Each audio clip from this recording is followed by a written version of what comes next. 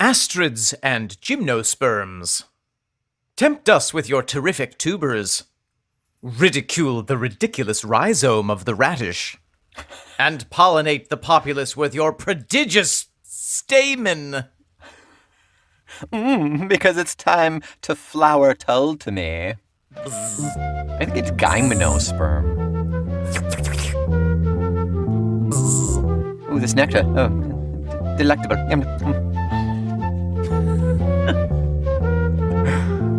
I've got bees in my bonnet. Ooh, and I love it. Welcome back, everyone. This is Omen Sade. And this is Nick McGill. Together, I am Feckless Momes. And someone here is Talk Tull to me. A scientific expedition into the uncharted forests of prog rock in which nectar-loving Nick and ovule Omen seek to classify each and every species of the family Jethro Tullicus. Yes, song by song, album by album, we will locate, identify, smell, and even taste every single track ever produced by legendary rock band Jethro Tull. We will hike the Hammond habitats, plant a plot of Palmer perennials, and brave the bar bracken, all with the hopes of sighting the fabled Anderson orchid, the poison of which is known to kill a grown man from 30 paces. Fun fact about the Anderson orchid is it can only be pollinated with a flute. That's right, yeah, the flute-beaked hummingbird. Yeah. Yeah, it's very high-pitched tweet. That's right. Yeah. Nick, speaking of high-pitched, what do we have on the docket before we jump into the song today? Well, today's a pretty big day, but before we get into the song itself, believe we need Marley. If I think Marley's got a delivery for me over here. Marley! Thank you, Marley. This paper is very damp, Marley. You've just come through the shortcut. The shortcut. I've asked you before if you could not go through the toilet out of the septic tank to get to the studio. Got a busy schedule, gotta save time how I can. I don't know why the pipes are that big, but it's not an invitation, Marley. It's not just because you can, you should. Gotta go. Okay.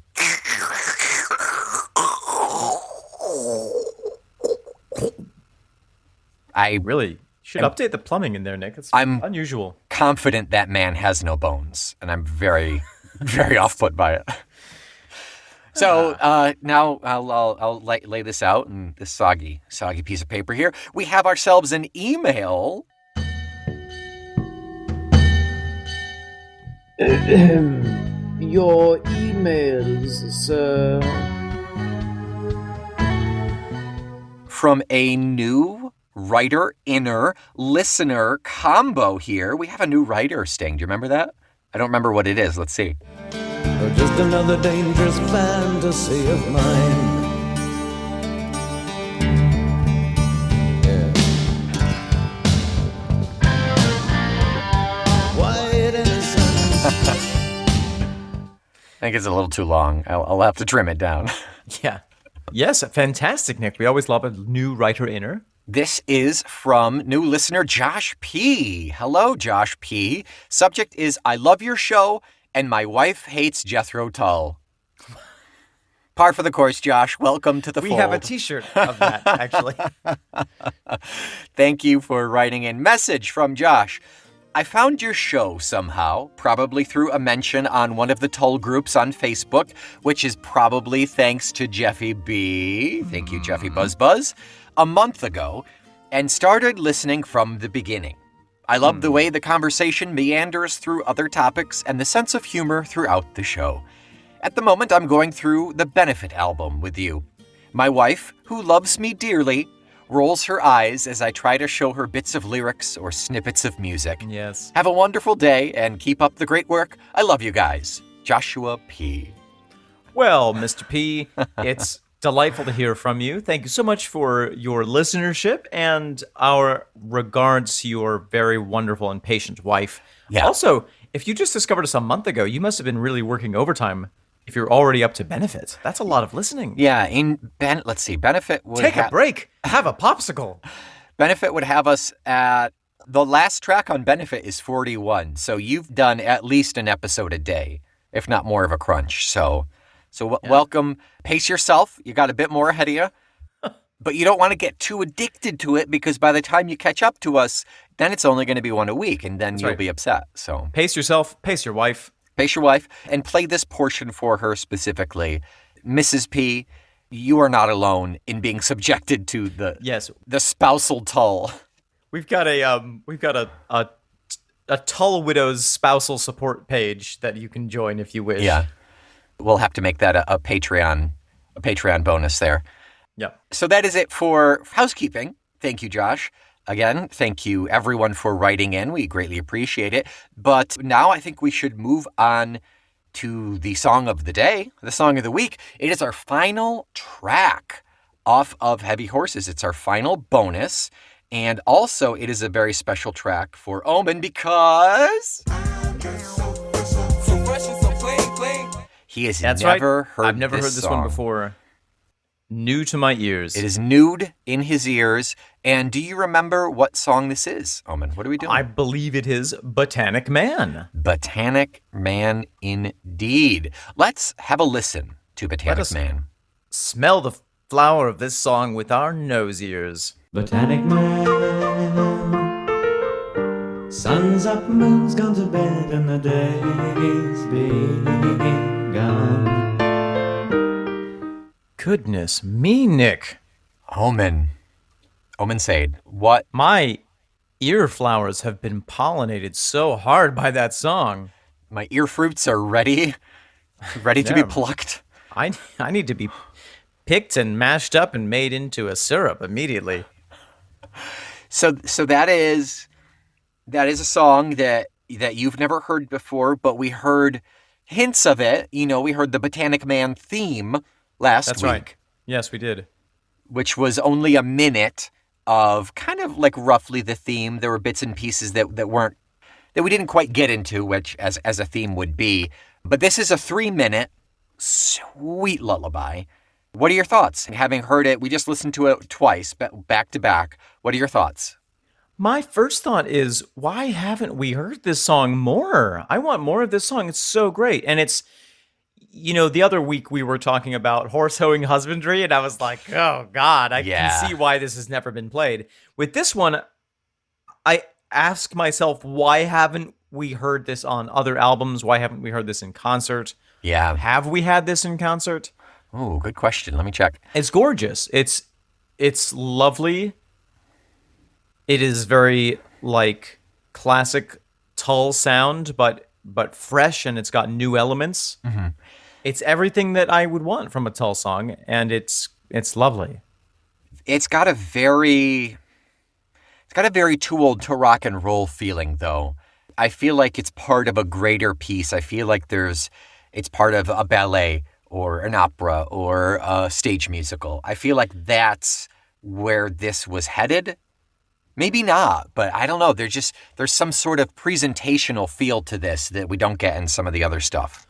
Well, I do think that there's a theatricality that runs through Anderson's work that is definitely at play here. Yeah. I could see this being performed by David Bowie, you know.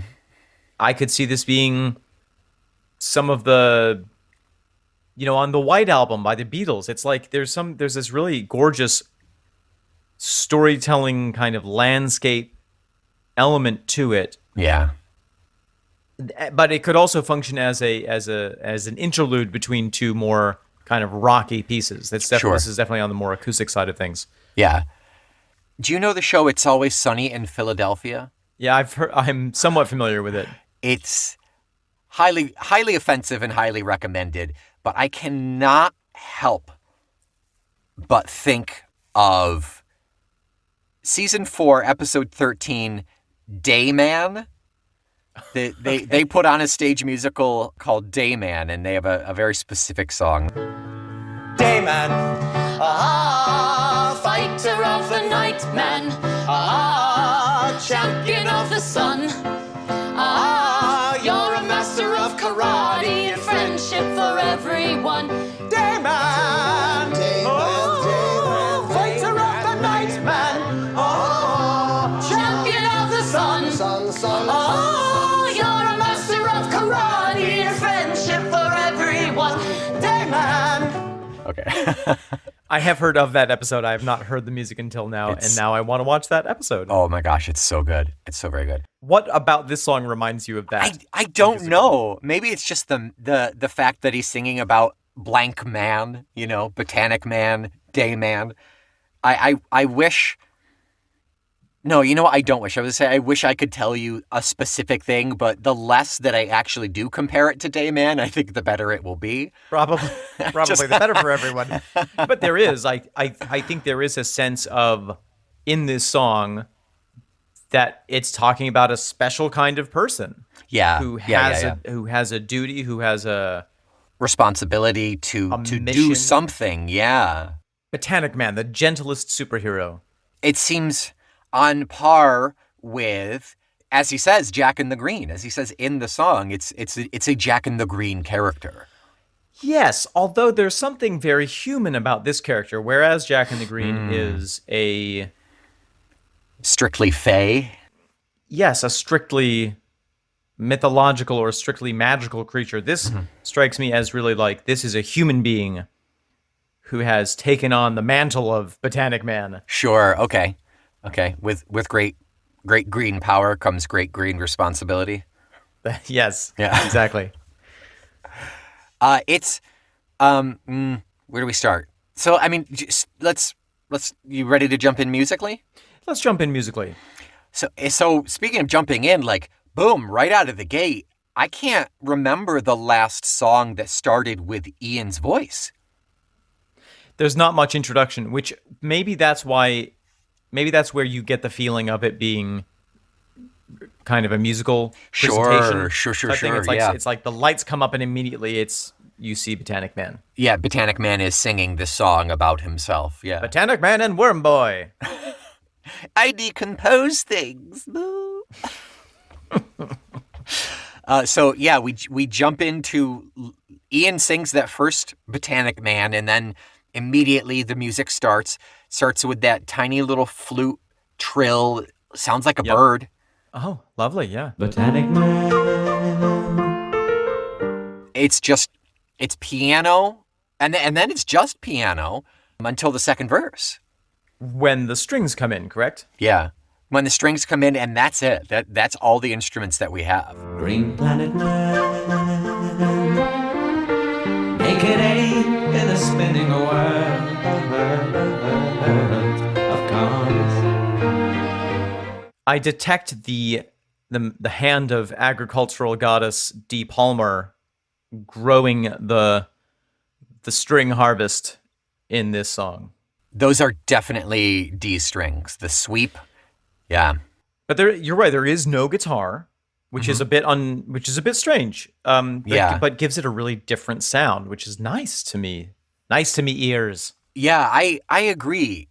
It's a little strange just because of what we're accustomed to with Tull. But also remember in the theme we had those 3 instances where that we had just that electric wang come through.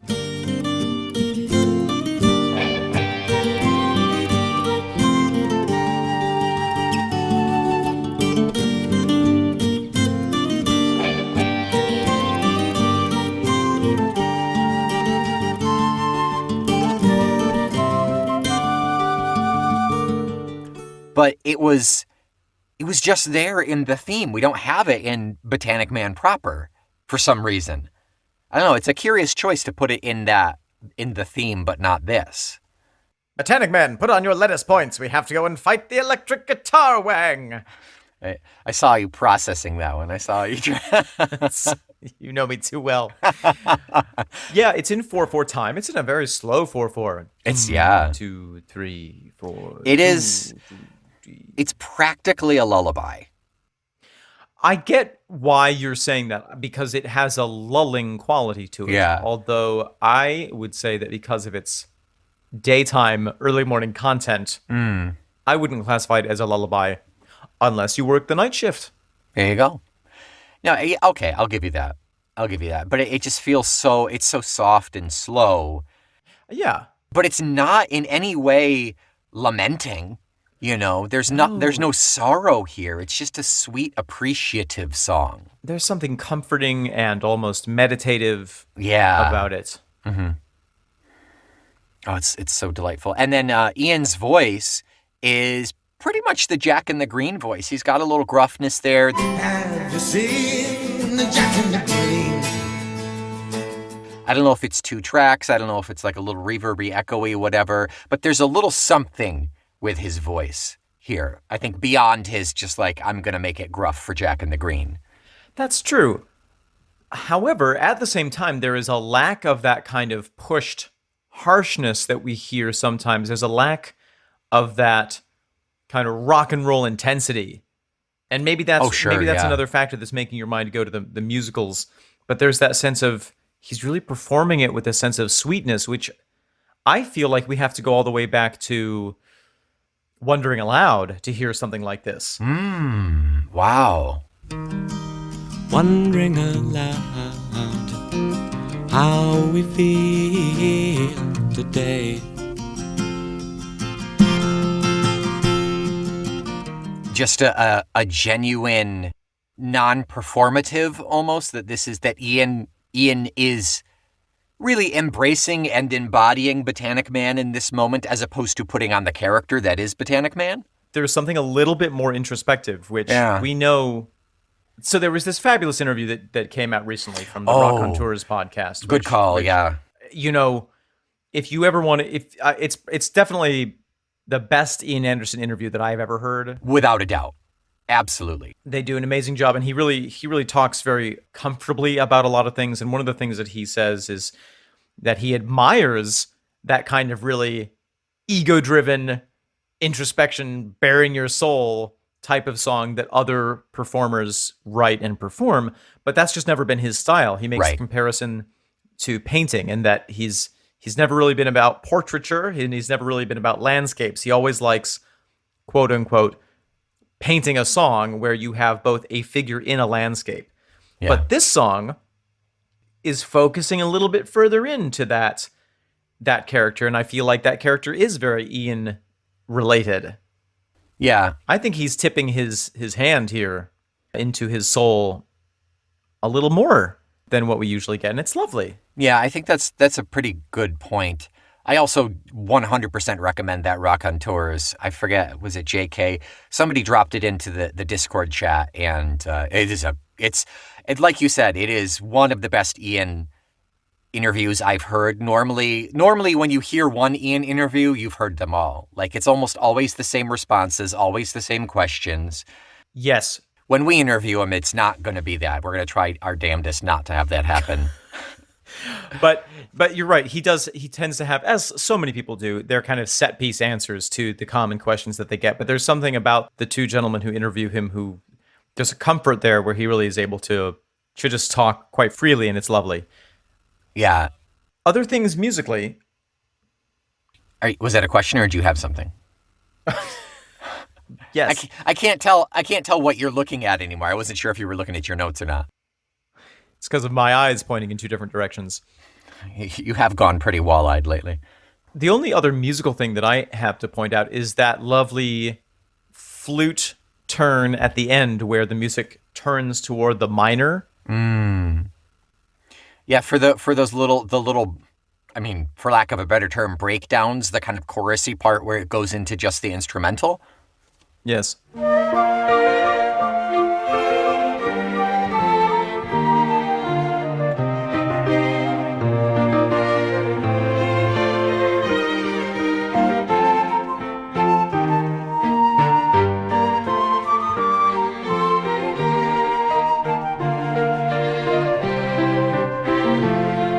Yeah, it stays with the flute. Well, actually, the flute comes in prominently there because it's either Ian singing or the flute. Yeah. So the flute comes in, but we've still got that really sweeping piano, the really sweeping strings.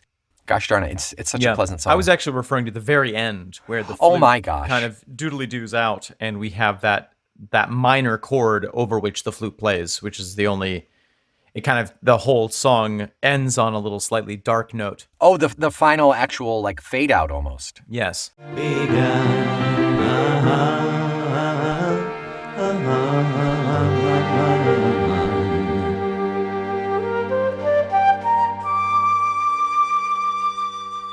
Two things about that. That flute, that last little flute trill, that feels like what we kind of see a little bit later on in maybe Catfish or Crest. A little flute flavor there. Absolutely. Yes, you're totally right.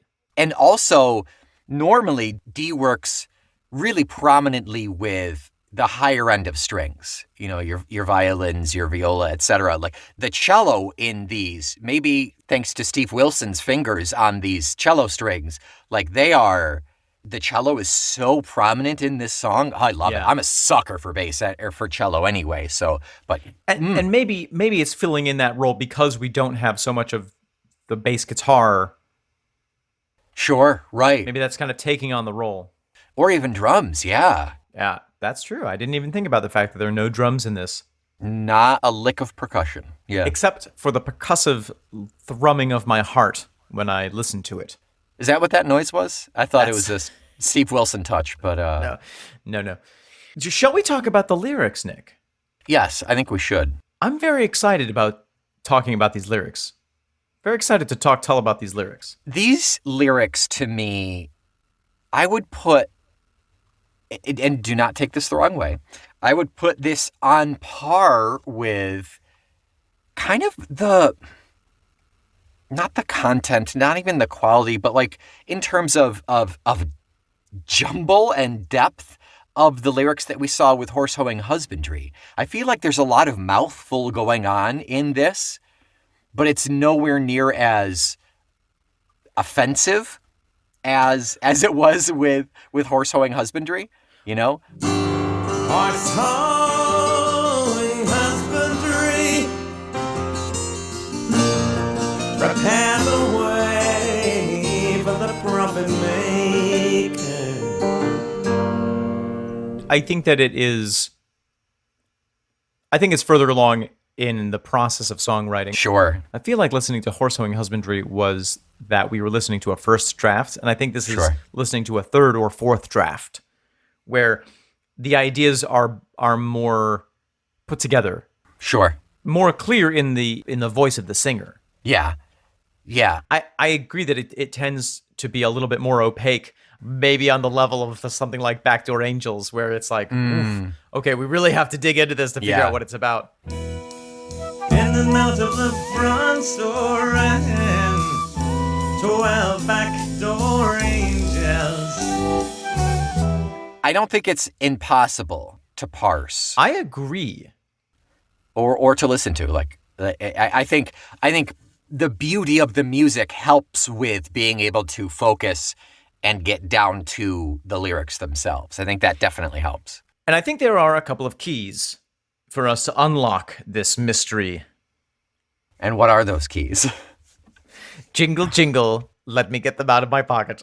I think that in the lyrics themselves, a couple of clues that I think are going to be helpful are the reference to the Green Man. Yeah, definitely.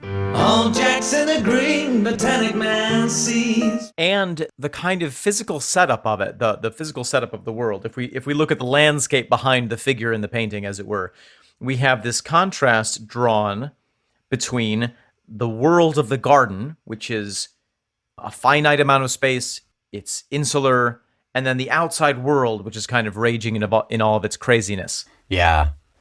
Where we have airplanes and high-rise towers. Airplanes and high-rise towers. Traffic jams and motorways contrasted with bumblebees turning up their noses. Traffic jams the motorway. Bumblebees angry turning up noses. Naked ape in a spinning world of cars. Naked ape in a spinning world of cars. And what that immediately reminded me of, as I'm sure it did all of our listeners, is, of course, the legend of Vertumnus and Pomona from the Metamorphoses by Ovid. This again? So if we go back to the classics, as is my want, Your contractual obligation. that's right. we have this wonderful little story about Vertumnus and Pomona. Vertumnus is a shape-shifting Roman god. And he's a master of disguise. He can make himself look like anything or anyone. Pomona is a nymph who is obsessed or tasked perhaps with taking care of this garden. So the imagery in the story is of this walled garden that she immaculately keeps at like just the peak of perfection. And she has zero interest in anything else. And Vertumnus, of course, like all horny Roman gods, is in love with her, and so tries to convince her that she should open up out to the world outside of her garden and open herself up to love and interaction with him and his penis. Yeah. I mean, let's be honest. Let's be real. We're not going to sugarcoat things. No, we're definitely not going to sugarcoat ancient Greek penises. Vertumnus is Roman. Ancient Roman wangs. Guitar wangs. So he first disguises himself as a muscular laborer, and then as a, really hot tree cutter, and then a super sexy grain harvester, and none of it works. She's always like, get the heck out of here. So eventually he disguises himself as an old woman, and it's like, oh, may I rest in your garden for a moment? And she's like, oh, sure. And then he tells her this fabulous story that melts her heart, and then he's like, psych, it's me. Let's do the nasty. And she was convinced to do said nasty? The nasty they indeed did, because it's obvious. They were either gonna have sex or die, or both. I mean, it's the classic. They're classics for a reason. And they're classics for a reason. But that sense of, okay, the outside world is out here, and I'm gonna push it away while I maintain control. You must keep your garden clean. You'd better keep your garden clean. Yeah. It's like you better control the thing that you can control. Well, all the people who stayed up all night partying are going to bed. That's when you rise, and that's when you are at your height of power. When the world is in that quiet hour, you can tend the roses and catch the worms and all that. Yeah. If your sphere of power, the smaller your sphere of power is, the easier it is to control. And the more intensely you maybe feel about controlling it. Sure, right. Because it's yours. It's your footprint, and you can't afford to lose any of said footprint, Botanic Man. Yeah. Okay. I like that. There's some other interesting things in here. So for me, that feels like Ian expressing something about his own personality, which is that, as he's stated a number of times, he likes to have a small kind of social sphere, and he, by necessity, goes out into the world and is a rock star. Yeah. But in fact, his kind of spiritual life is really quite centered around the home and the natural world, and creating a lovely space. Yeah.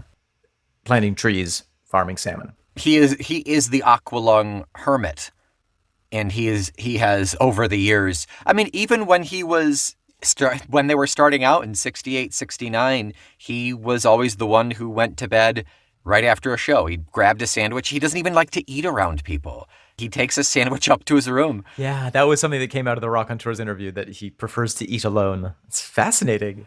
Yep. I also read in the Stormwatch Steve Wilson booklet that they like to get to the city where the show is early in the day of the show so he can go out and have lunch, because he doesn't even eat supper before the show. He waits. He wants to be there and eat, kind of go, relax, get in the headspace, then he'll eat after the show on his own. Yeah, well, you don't want to perform on a full stomach. The other guys do. The other guys don't care. The crew does, yeah. But Ian he's very particular. And this is not a jibe or anything. It's just like, this is the way that Ian operates. He does like that kind of hermitage, He has chosen the people that he wants to be surrounded with, and he lets them into this garden of his. And some of those people are plants. And if he needs to prune a plant, he will. Oh, interesting. Right? Like we saw with, who was it? Was it Clive that they booted early on because he just wasn't jiving with the band? I think it was it Clive, because he was such a partier. And then they took on Barrymore, and that's kind of what happened with John Glascock as well. Like nobody else would speak up. So Not Glascock. Glascock died. yeah, I know. Yeah, no, this was at the very end. Ian was like, John, you are not taking care of yourself, and this life is not helping to facilitate interesting. that care. So we don't want you in the band anymore. Wow. Yeah. Yeah, so Ian as Botanic Man, going back to Botanic Man, Ian as Botanic Man, I totally see a beautiful metaphor. I see it on a personal level, on an environmental level. Right. And there's a difference between someone who is completely antisocial and doesn't want to be around anyone and someone who is extremely diligent about picking the environment that they surround themselves with. Because there is, I love the kind of, there are two lines here that I want to contrast or bring to light. One of them is, the actor in him takes the stage. Wah. Woof. Scattering wild notes, wishing them bonne chance. The actor in him takes the stage, scattering wild notes, wishing them bon chance. Will he keep his garden clean? This might be the first instance of French we've had in a Tull song. Is it? It can't be. But I think there's something wonderful about the kind of play on scattering wild oats and scattering wild notes. Yeah. It's sort of like, I'm going to throw my songs out into the audience, and you know what? Whatever happens. Good happens, I don't luck. care. That's bon chance, right? It's good luck. Yeah, good luck. Yeah. Bonne chance. Yeah. And then, but at the same time, we know that it's not just like, oh, I only care about myself, because there's the line, is the green solution here, will your children play your garden games? Botanic Man, as your new day dawned, is the green solution here? Will your children play your garden games? So it's like, he's not creating a world just for himself, he's creating a world Yeah. for the people that he cares about. Right. And will they do the same thing? Will they keep your garden? Will they continue what you give to them? Right. Or is it just a place for them to grow up and then leave? Yeah, right. Speaking of Vertumnus, Yeah. glad you brought him back up. I mean, he is a favorite. Fan favorite Vertumnus. Fan fiction Vertumnus.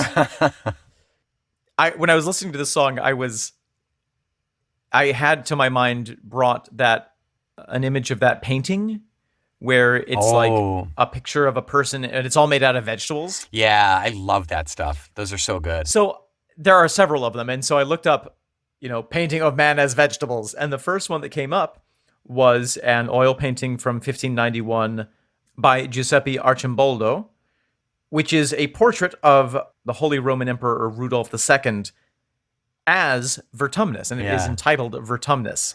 Yeah. And it's a portrait of a guy all made up of vegetables and fruits and things. It's great. It's lovely. And is it wrong for my mind to be blown that something so Art Nouveau feeling was done in 1591?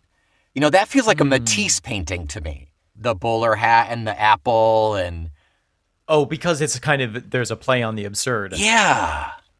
I mean, I think that these certain impulses have been in humanity forever. I think that... The impulse of the absurd? Yeah.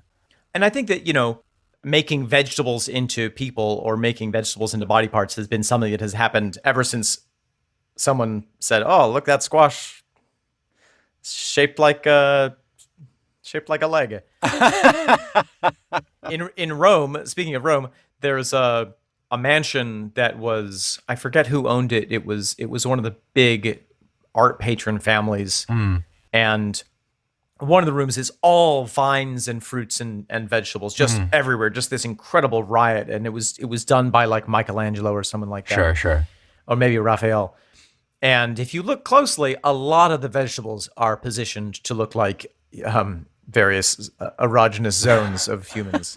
I want to, everybody, delete the email. It's Magritte, not Matisse. I acknowledge. The Son of Man painting. Delete the email. Delete the email. I said it was Matisse. So they're like, dear Feckless Momes, it is not Matisse who did the Son of Man painting. It is Magritte. Well, that's a comment. I think that's one that people often switch up. Also, for the record, we never get mail like that, which is great because we probably ought to. Also, guess who's a big fan of Magritte? Vertumnus. Oh. No, Ian Anderson. He mentions that in the Rock on Tours interview. That's right. Yeah, he does like the absurdism. Yeah. Yeah, and so I think there's... I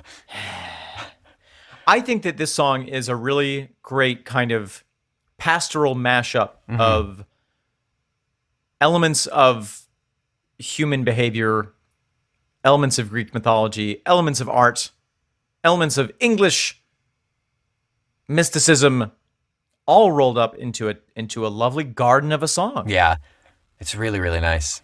I like it lots and lots.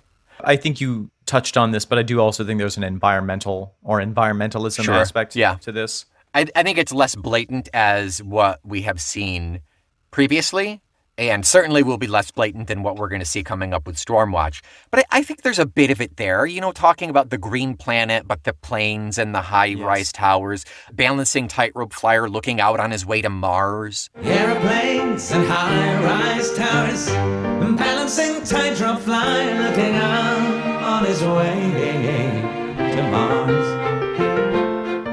It's from the perspective of the Botanic Man in his garden, looking out and seeing these things, but there's also a level of this is the trajectory that we're taking, and really, do we need it?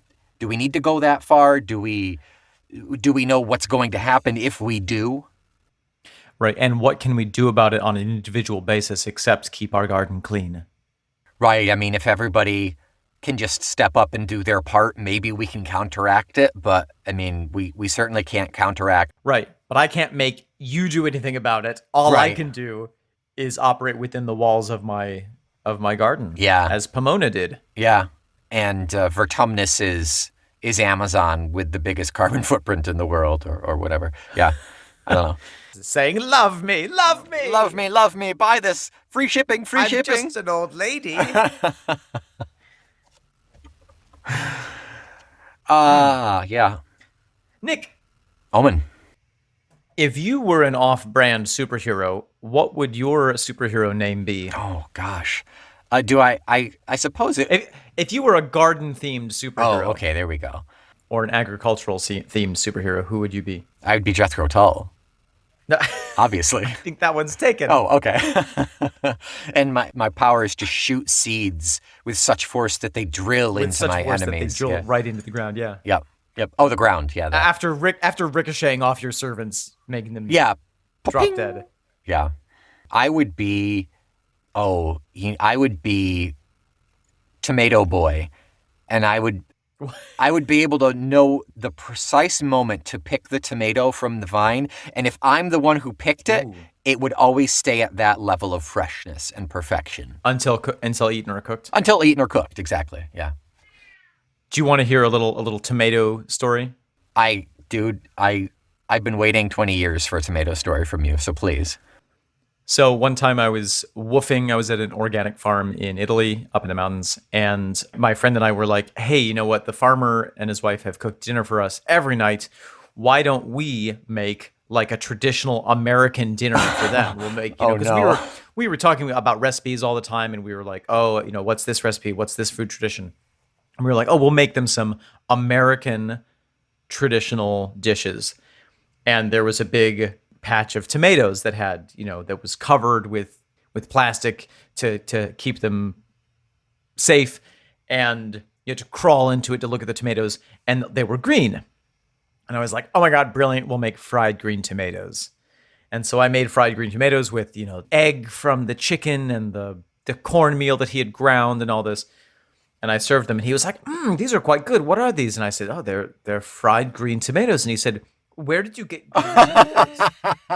And I said, well, from the garden, from your big tomato patch. And he looked at me completely expressionless. And he said, stai scherzando? Are you kidding?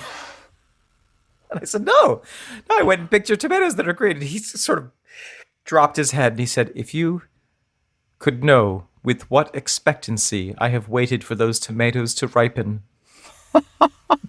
you would not have picked them before their time. So he only had like the couple of plants, basically? No, there were tons of them. Oh. But it was just so offensive to him that they had been picked Yeah. before they had ripened because they'd been waiting all spring for Yeah. them to ripen. And presumably they were going to make a shit ton of sauce and can it or All something. kinds of things. Yeah, But he had been deprived of those tomatoes because they were picked green. But he still enjoyed it. Did he hold a grudge? Did you find like... No, not too bad. You know, all the work was much harder after that for some reason. I'm not sure. Botanic Man, suns up, moons gone to bed, and the day's begun. Early birds catch sleepy worms, all Jackson agree. Botanic Man sees what must be done.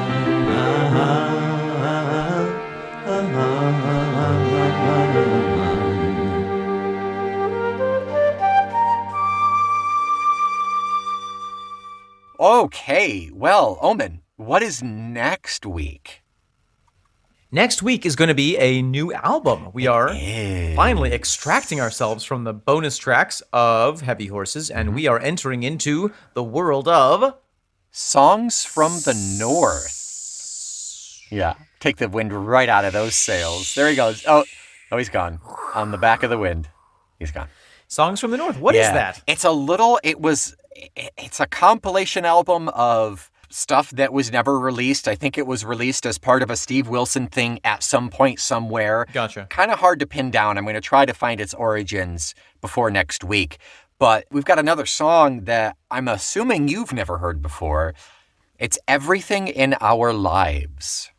Ooh, that's going to be a new one for your boy. Awesome. I might have to write up those lyrics too, now that I think about it. Great.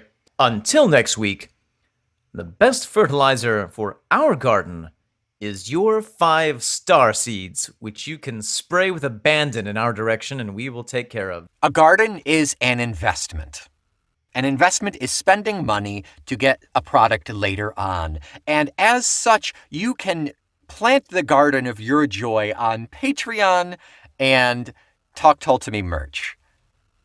That's right. That hurt so much. I'm so sorry that everyone had to sit through that. It was rough. It was rough today. Well, the sons of the moon have gone to bed. You can catch the sleepy worm of our affection by writing us a review on the podcatcher of your choice. Good. That's great. Go on to Patreon. Patreon. Until next week, I am the vegetable composite painting that is Omen Sade. I am the vegetable scraps in the compost pile, Nick McGill. We are the horny Roman god disguised as an old woman, Feckless Momes. And this is a scattering of wild notes on the air, wishing you bon chance. Talk Tull to Me.